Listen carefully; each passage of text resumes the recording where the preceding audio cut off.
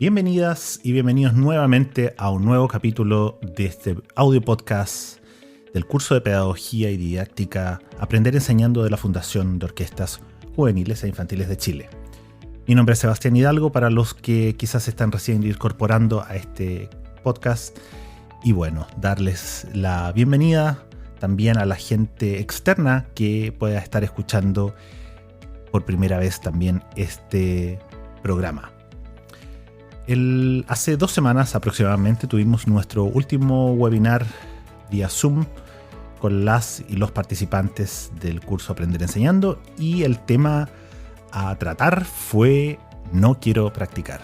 Un tema bastante sugestivo dentro de del título que lleva y tuvimos una reflexión bastante interesante con los participantes que en esa ocasión no fueron tantos por razones de diferentes que hubieron de algunas personas que no pudieron estar presentes, pero con los 8 o 9 participantes que hubo ese día, hubieron reflexiones bastante interesantes con respecto a este tema que no deja de ser un tanto ingrato a la hora de tratarlo. Bueno, este tema entonces nace de la matriz de nuestro,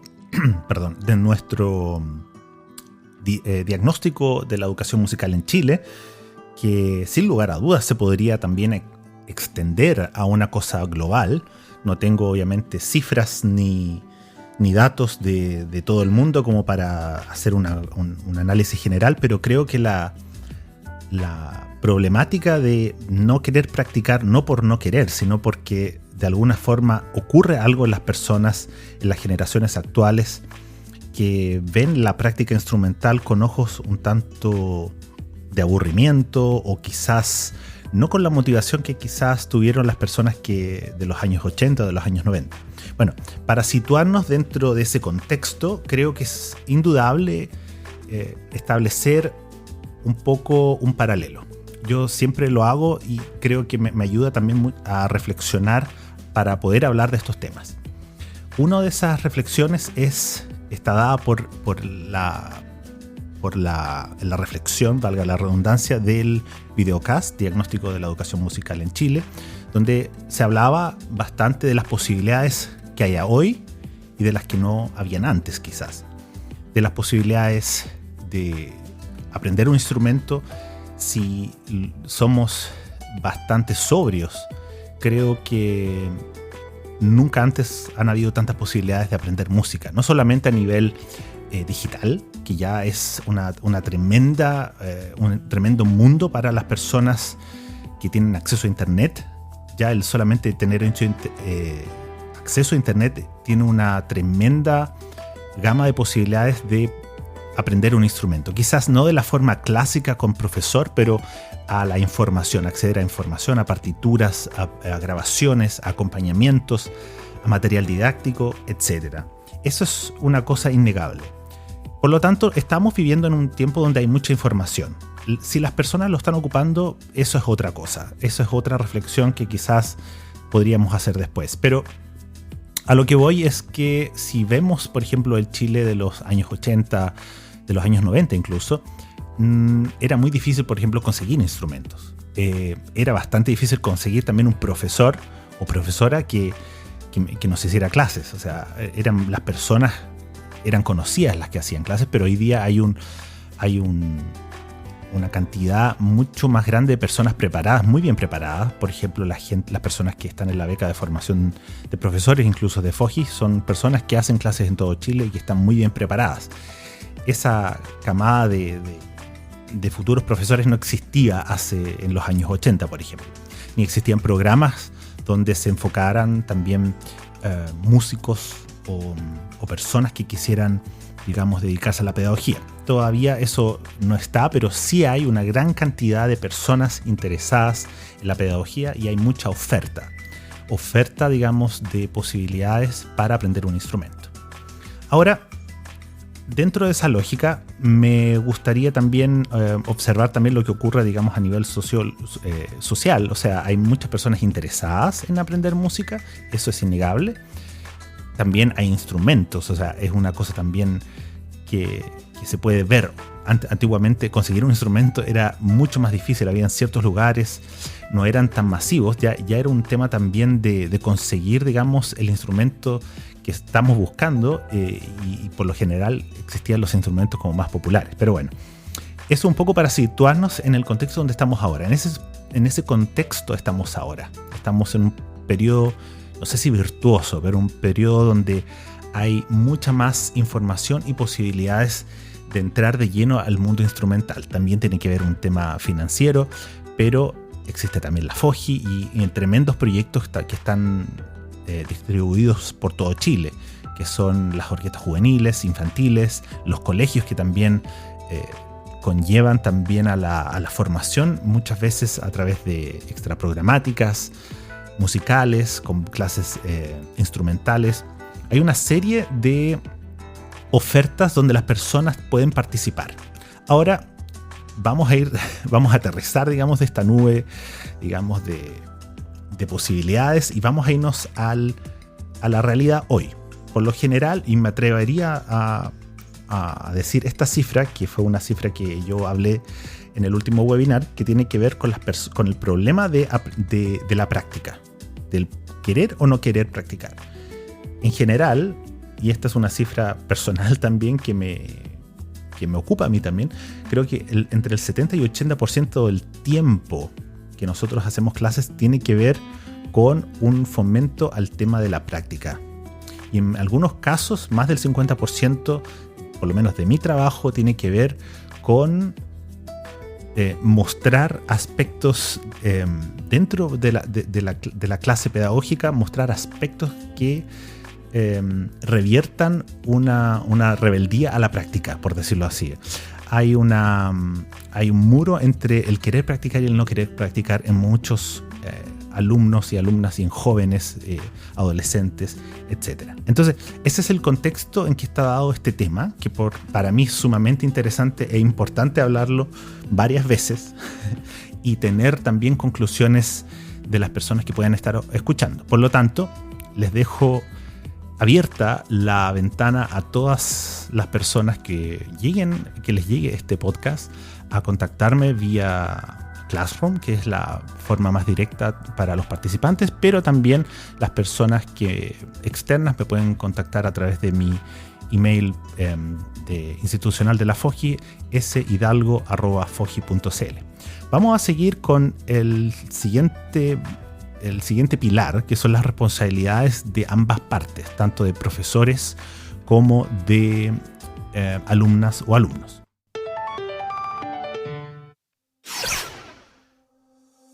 Bueno, entonces vamos a ir de lleno a este tema, que es la responsabilidad o responsabilidades compartidas de profes y alumnos, que no tiene que ver, por favor, con culpas. Acá no hay, esa palabra no está admitida dentro de mi vocabulario metodológico, sino que tiene que ver con lo que ocurre dentro de un proceso de práctica instrumental o de enseñanza instrumental. Hay muchas variables, todas las personas son diferentes, cada uno trae un repertorio musical diferente, por decirlo así, en cuanto a experiencias musicales.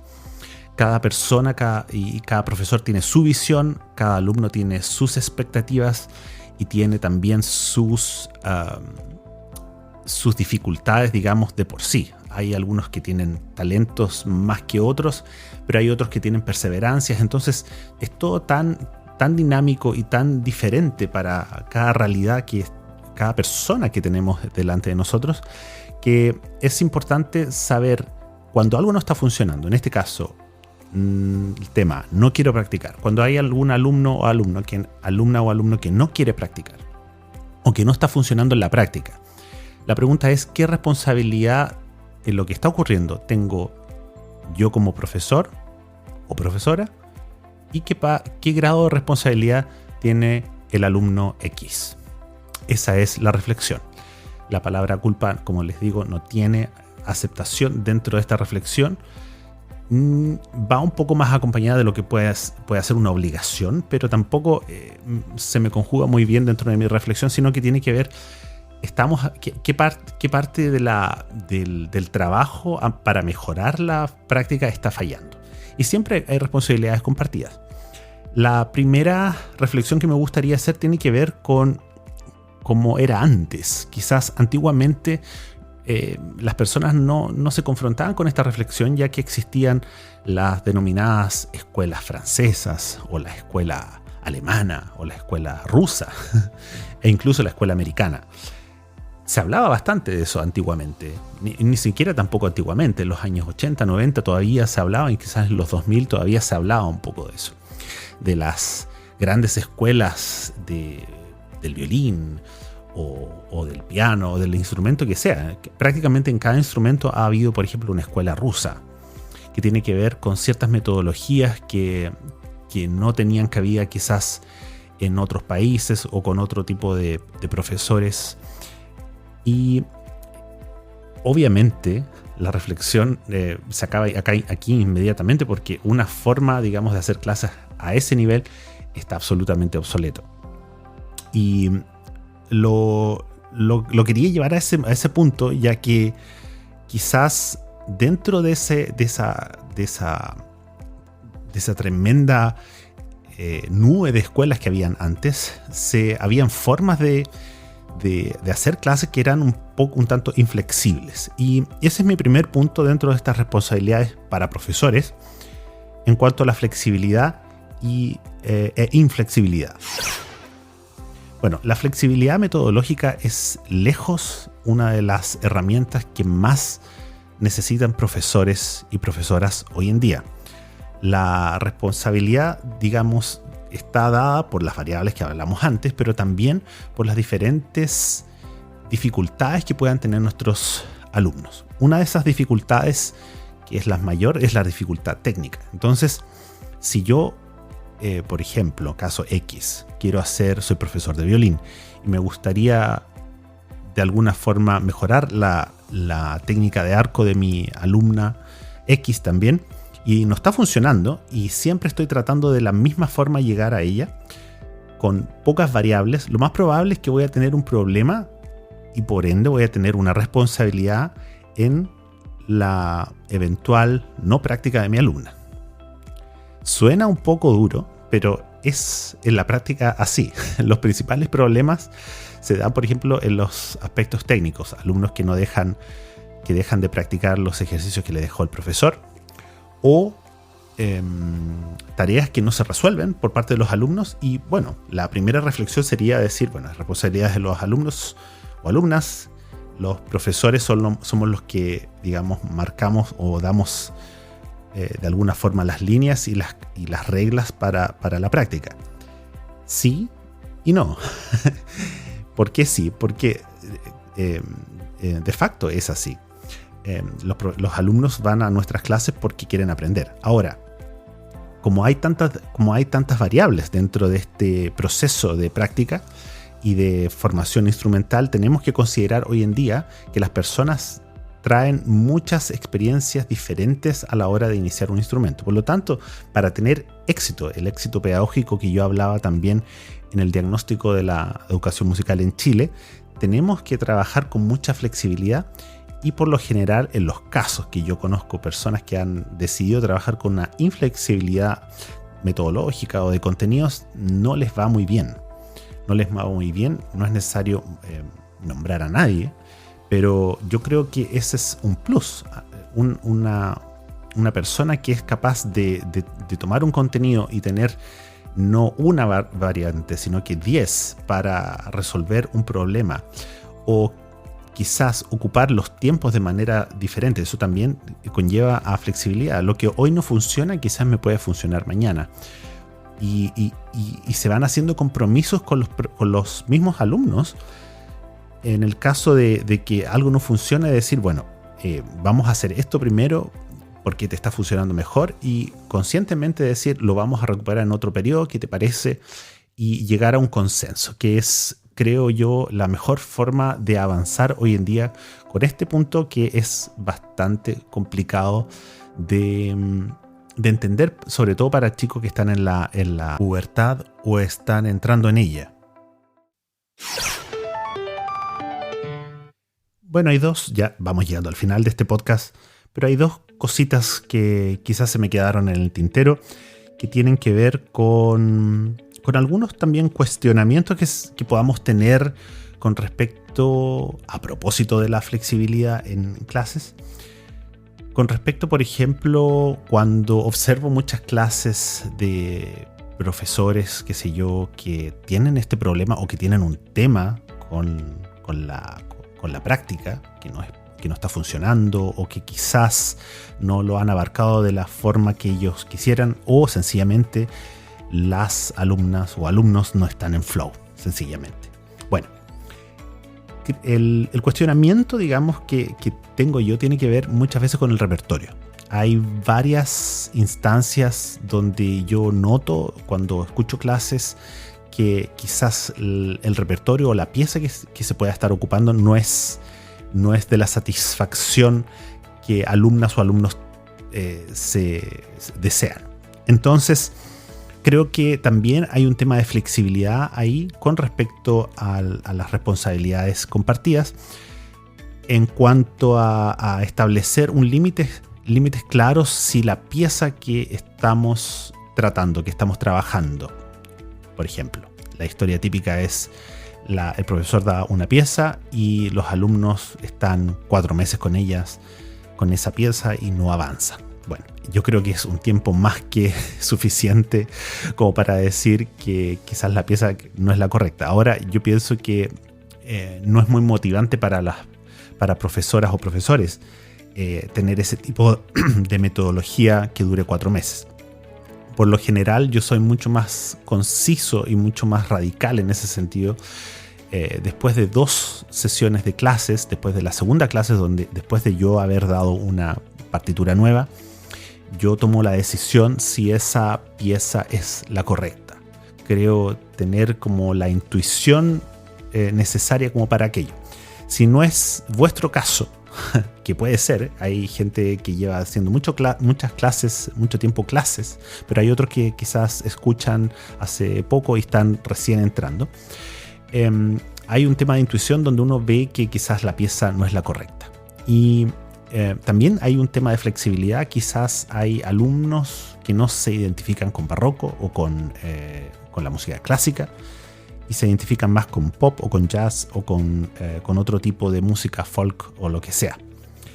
Obviamente todos nosotros tenemos un pasado clásico.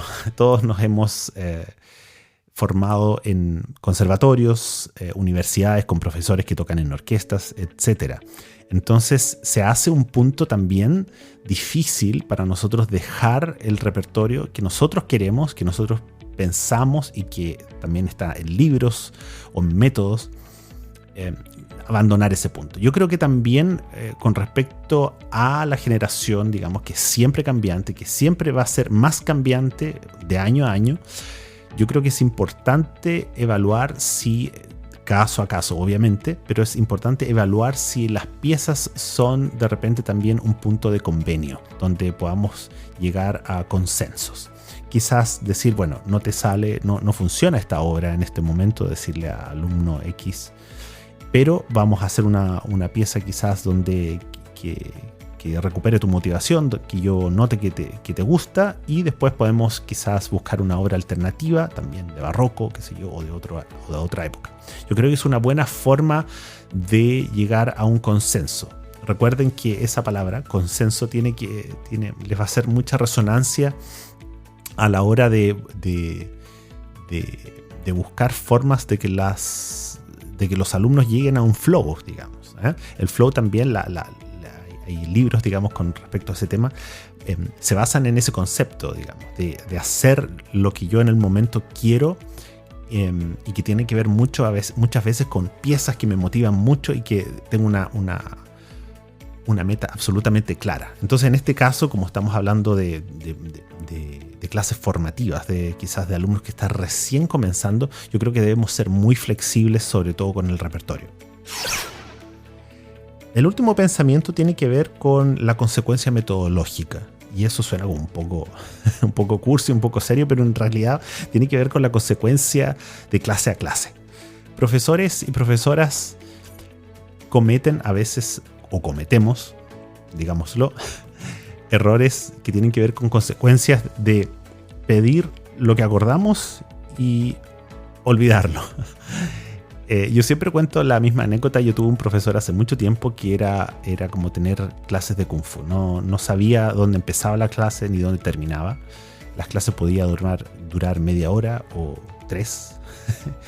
Y era bastante interesante observar ese fenómeno, pero llegaba un punto también donde la motivación no estaba para 3 horas. Entonces se producía también ahí un tema de que yo quería mucho aprender, pero estaba conjugado por esta poca estructura, digamos, en la clase. Ahora, en cuanto a estructura, no me quiero meter ahora necesariamente. Lo que yo quiero sencillamente es analizar brevemente este punto de si yo pido algo en la clase y la clase siguiente no lo chequeo, se genera muy rápidamente en todos los alumnos, también incluso en los adultos, una especie de, bueno, ¿para qué lo voy a hacer si de todas maneras no me lo van a controlar? Creo que esa es parte de la responsabilidad directa de profesores y profesoras. Y una pequeña variable es si pedimos algo y acordamos que la próxima vez lo vamos a chequear, no olvidarlo. O sea, hay muchos profesores, por ejemplo, que no siguen de manera escrita a sus alumnos, que no tienen idea quizás de lo que hicieron la semana pasada. Y se los recomiendo a todas y a todos, síganlo. Tengan un pequeño diario de vida, de un libro de clases de vuestros alumnas y alumnos. A veces son 2 líneas, pero yo creo que a muchas y a muchos de nosotros nos pasa lo siguiente, que vemos al alumno y ya vienen las ideas. Bueno, eso pasa cuando uno tiene quizás 20 años de experiencia, pero aún así creo que hay cosas claves que ocurren en clases que vale la pena escribirlas y dejarlas en constancia también para las mismas alumnas y alumnos. O sea, creo que también va un tema de consecuencia de decir, bueno, pero si esto es lo que acordamos, o lo escribiste tú también en tu libro de clases o en tu cuadernillo, también quizás debe ser un aspecto a pensar si los alumnos deberían tener un cuadernillo de clases. Yo por lo general lo hago siempre acá. Hay algunos alumnos que funcionan, digamos, que son realmente la excepción, que funcionan automáticamente donde no lo hago, pero son los alumnos por lo general que llevan mucho tiempo conmigo. Pero en general la parte formativa, yo siempre hago el mismo ejercicio de acordamos algo que ha escrito tanto para alumnos como para mí. Y bueno, con ese pensamiento y con estas tips y con estas reflexiones me gustaría cerrar el podcast del día de hoy, que me da la impresión de que también es largo. Se alargan bastante las reflexiones a la hora de pensar en la práctica. Ni siquiera me dio el tiempo para meterme en las responsabilidades de alumnas o alumnos, pero ya vendrá el próximo podcast de todas maneras. Ojalá compartan este capítulo con colegas, con otras profesoras y profesores que conozcan, y ojalá se produzcan posibilidades de poder comentarlos en algún seminario o en algún webinar. Así que les deseo a todos una linda semana y será hasta la próxima. Adiós.